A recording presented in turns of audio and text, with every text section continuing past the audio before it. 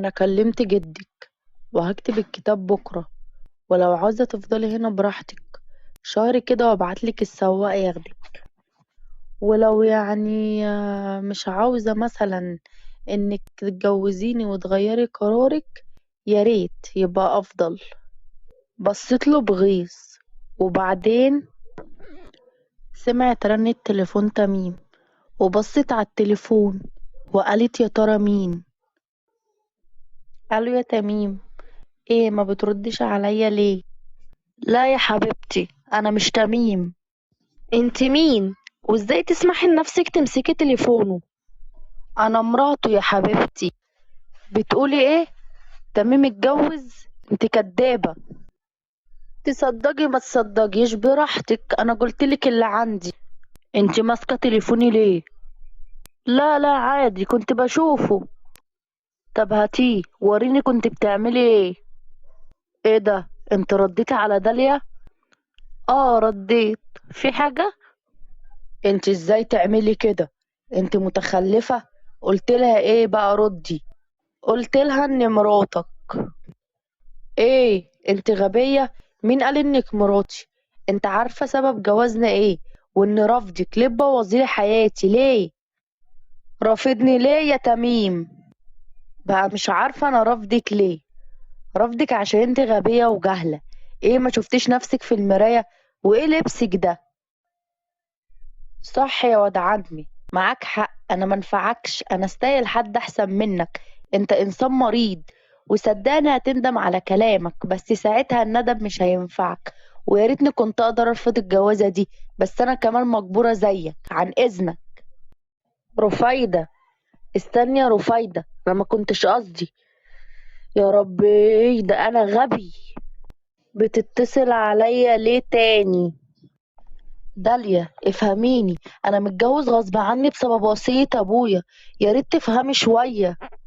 لا والله، وانت نونو بقى علشان يجبروك على الجوازة.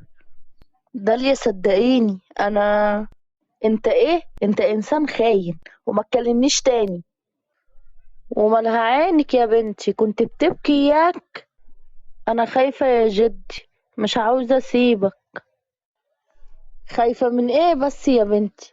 ده تميم زينة الشباب، وانا لو ما كنتش اعرفه عمري ما جوزه ليكي ابدا. زينة الشباب اه. صباح الخير يا جدي.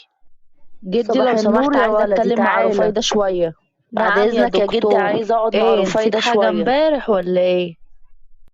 رفايدة، انا اسف، انا مش عارف انا قلت كده ازاي، انا بس اتعصبت شوية. ملوش لزوم الكلام ده، انت قلت رأيك فيا وخلاص. لا يا رفايدة صدقيني، ده مش رأيي، ده كلام وقت عصبية بس، مش تحاسبيني عليه. أنا كمان ناوي أقدملك ورقك في مدرسة ثانوية، وترجعي تكملي تعليمك أما نسافر. يا دكتور، معقول مستعر مني؟ لأ ما حصلش، بس صدقيني أنا وقت وفاة أهلك حاولت أقنع جدك كتير يسيبك تكملي تعليمك، وهو رفض. وأنا عارف إن كان عندك حلم، وأنا هساعدك توصلي له. شكرا، مش محتاجة مساعدتك. طب انت هتسافري معايا النهاردة ولا هتفضلي؟ لا هسافر مع رنا. عن إذنك. بارك الله لكما وبارك عليكما وجمع بينكما في خير. وبعد كتب الكتاب اتكلمت رفايدة مع نفسها وقالت: اسمك كتب على اسمك يا تميم، وأوعدك مفيش قوة على الأرض هتفصله. خد مرتك يا ولدي واطلع جهز شنطتك، والحق امشي قبل الليل. حاضر يا جدي. مش واخدة بالك ان الفستان ده ضيق شوية؟ ضيق؟ ضيق فين ده؟ لا ضيق، وماسك عليكي. يا ريت تغيريه، ما ينفعش تسافري بيه. و صدقتي نفسك انك جوزي اياك ولا ايه؟ امال انا ايه؟ جوزي مؤقتا. انا اللي هقولك برضو، بلاش تعيش الدور يا تميم.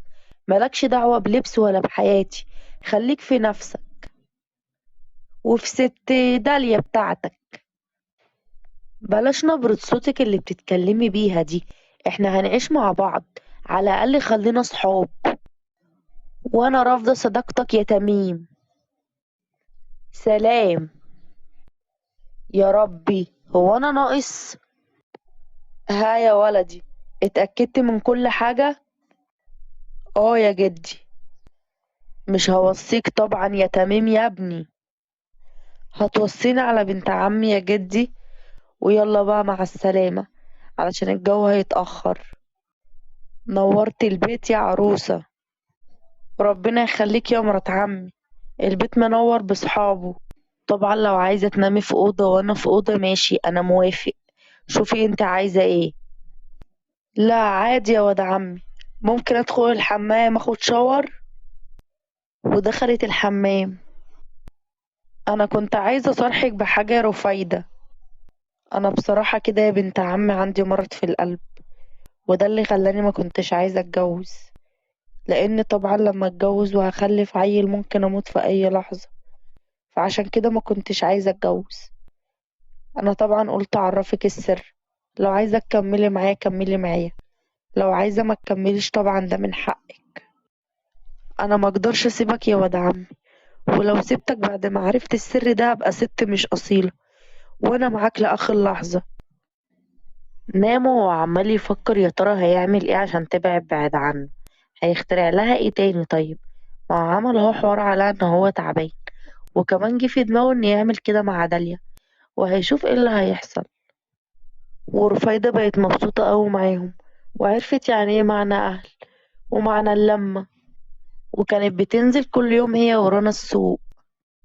كان عمال يفكر في داليا، وبيقول هي ما بتتصلش عليا ليه وما بتطمنش ليه؟ معقول ما تكونش بتحبني وانا بس اللي بحبها واهبل؟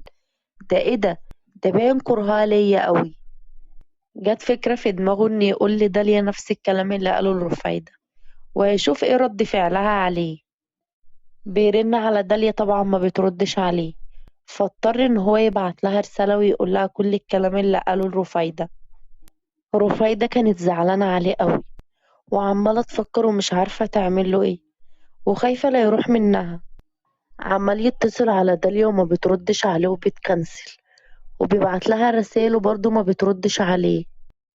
وبعدها جت رسالة من داليا إنها بتقوله إنها خلاص هتتخطب، وإنه ما يتصلش عليها تاني وينساها. واتأكد ساعتها إن داليا ما كانتش بتحبه، وكانت معاه بس عشان خاطر هو دكتور في جامعة. لكن أول ما عرفت إن هو تعبان سابته على طول. لكن رفايدة فضلت جنبه وبتحبه جدا، وكانت بتدخله الأكل ومهتمية بصحته.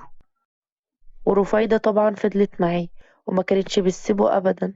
لكن هو اتأكد بقى إن داليا مش بتحبه، وإن رفايدة هي اللي بتحبه. وبالفعل هو حب رفايدة علشان وقفت معاه وقت تعبه، واعترف لها إن هو كان عامل فيلم علشان خاطر يشوف حبها، وهل هي بتحبه ولا لأ. وهي كمان اعترفت له إن هي دكتورة في جامعة. وبس خلاص خلصت القصة. يا رب تكون عجبتكم.